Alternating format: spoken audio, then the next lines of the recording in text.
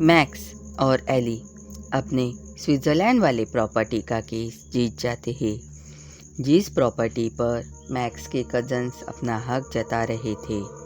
Case जीतने पर max, Eli और उनके 2 बच्चे सैम और माइक और मैक्स की मॉम सब स्विट्ज़रलैंड वाले प्रॉपर्टी में शिफ्ट हो जाते हैं। स्विट्ज़रलैंड का घर पुराना सा था पर बहुत खूबसूरत था। उसे सिर्फ थोड़े साफ़ सफाई और रेनोवेशन की ज़रूरत थी। मैक्स और एली ने घर की साफ़ सफाई शुरू करवा दी। सैम और माइक अपने नए घर में आकर बहुत खुश थे। वे दोनों पूरे घर में मस्ती कर रहे थे। तो मस्ती करते करते सैम अचानक टेबल पर पड़ी मूर्ति से जाकर टकराया और मूर्ति के पीछे की तरफ मुड़ गई और अचानक मूर्ति के पीछे का फ़ोटो दरवाजे जैसे खुल गया। फ़ोटो के पीछे एक सीक्रेट अलमारी थी। यह देखकर वे दोनों चिल्ला चिल्ला कर मम्मी पापा को बुलाने लगे। मैक्स और एली उन दोनों की आवाज़ सुनकर ऊपर की तरफ दौड़कर आ गए। वे दोनों भी वह सीक्रेट अलमारी देखकर चौंक गए। मैक्स ने उस अलमारी को खोला तो उसमें एक पुरानी वीसीआर कैसेट और एक इन्वेलप था। एली ने उस इन्वेलप को खोला तो उसकी आंखें खुली की खुली रह गई, क्योंकि उसमें स्विट्ज़रलैंड की एक और प्रॉपर्टी के पेपर थे जो मैक्स के दादाजी के नाम पर थे। और उसमें एक खत भी था जिसमें लिखा था कि यह प्रॉपर्टी हॉन्टेड है, इसलिए इसे मैंने अपने घर वालों से छुपा कर रखा। अगर यह प्रॉपर्टी पेपर किसी को भी मिलते हैं तो वे वहाँ ना जाए, वहाँ जाना मना है।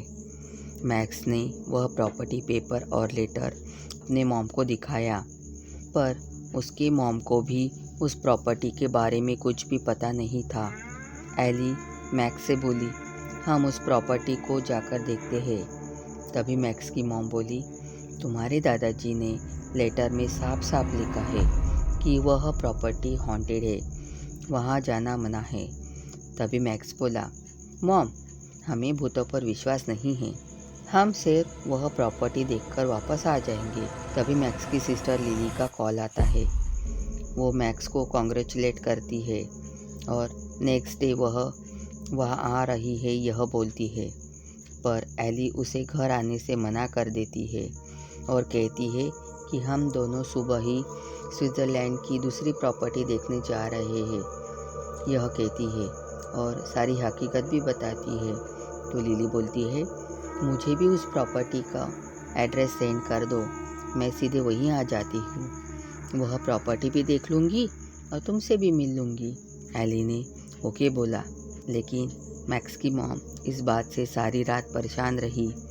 सुबह मैक्स और एली जाने के लिए तैयार हो रहे थे तो मैक्स की मॉम ने दोनों के गले में जीसस का क्रॉस पहना दिया और कहा कि जब तक तुम सब घर लौट नहीं आते तब तक मैं जीसस के सामने तुम्हारे लिए प्रे करती रहूँगी। मैक्स और एली जब उस प्रॉपर्टी के पास पहुँचे तो उस घर का दरवाज़ा खुला ही था और लिली हॉल में बेहोशी के हाल में पड़ी थी। जैसे ही वे दोनों दौड़कर लिली के पास पहुँचे, लिली अचानक उठकर हवा में लटक गई और ज़ोर ज़ोर से हंसने लगी। यह देखकर वे दोनों पूरी तरह डर गए और दरवाजे की ओर भागे। तो लिली ने अपनी शक्तियों से दरवाज़ा बंद कर दिया और बोली, अब तुम लोग नहीं बचोगे। यह कहकर लिली ने चाकू से अपना खुद का गला काट दिया और उस कटे हुए गले को गोल गोल घुमाने लगी। हर तरफ खून ही खून था। जैसे ही लिली वह चाकू लेकर उन दोनों को मारने के लिए उनकी ओर बढ़ी, तभी अचानक उनके गले में पड़े जीसस के क्रॉस में से एक रोशनी लिली पर पड़ी तो वह तड़पने लगी और वहाँ से भाग गई। उन दोनों ने भी वक्त न गंवाते वहाँ से भागना मुनासिब समझा और सीधे अपने घर पहुँचे। घर पहुँचकर सारी हकीकत अपने मॉम को बताई और उन्हें थैंक्स बोला, क्योंकि उन्होंने पहनाए हुए जीसस के क्रॉस की वजह से उनकी जान बच गई। वे दोनों लिली को नहीं बचा पाए, इस बात का अफसोस उन्हें सारी ज़िंदगी रहने वाला है।